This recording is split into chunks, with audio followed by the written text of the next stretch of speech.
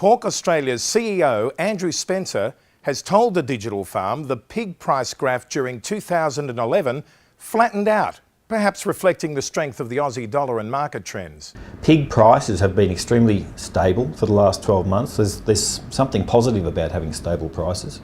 Normally pig prices have this U-shaped curve during the year where the lowest demand periods in the middle of the year have the lowest prices. That's also quite a robust time for production, so there's a lot of pigs in the market then. And leading up to Christmas, of course, demand increases. So we normally have this U-shaped curve. This year it's been extremely flat. We think that there's something happening with contracts getting longer term.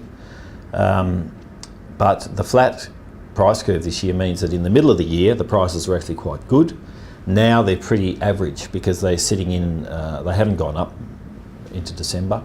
So they're sitting in amongst the previous year's numbers, very average at the moment. So the summary from a producer's perspective is that they're probably making a little bit of money, but it's not luxuriant, and it's probably not enough money that they would go out and build another shed and put more pigs on. The competition we have from imports is still a huge issue. The imports are cheap, they're subsidised. Of course, your viewers need to understand that we compete with imports only in the processed markets, but that is the major part of pork that's consumed in Australia, and that's things like bacon and ham.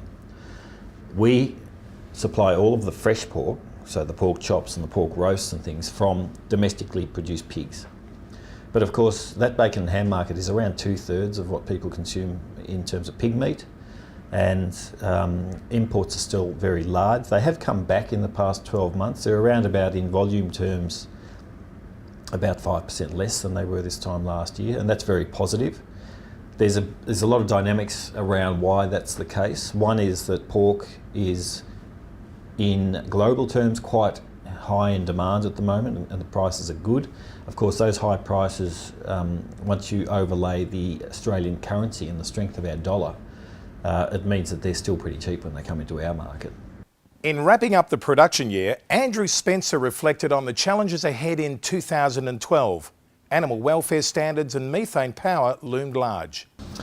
Well, we've still got a lot of work to do around our sow stall initiative. The welfare issue is one that we need to make a success, and being a success is not just phasing out sow stalls, it's phasing out sow stalls and being a stronger industry for having done it. So there's a big challenge there, and that'll be something we'll be focused on for a few years. We've got a levy increase proposal in the wings at the moment.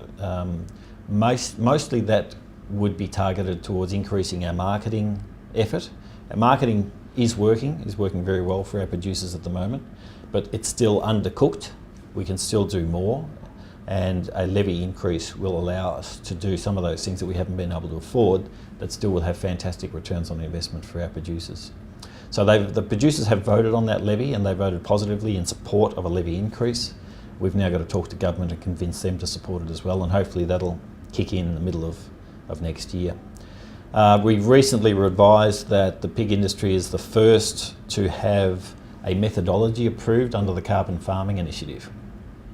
So this methodology is around covering effluent ponds on piggeries, collecting methane that rises out of those ponds, and either burning it to turn into carbon dioxide with a lower greenhouse gas footprint, or using it for heat or electricity production to power the piggery, use the energy on the piggery itself. So that's a great first for the pork industry, and that's something that it does make, we believe it makes pretty good sense for pig producers to go and apply that on their own farms, get some income from the carbon credits that they produce. And I think next year might be the year that we're going to have to be out there talking to them a lot about what actually, in practical terms, they can do on their property to start to implement that as a second source of income for their piggery.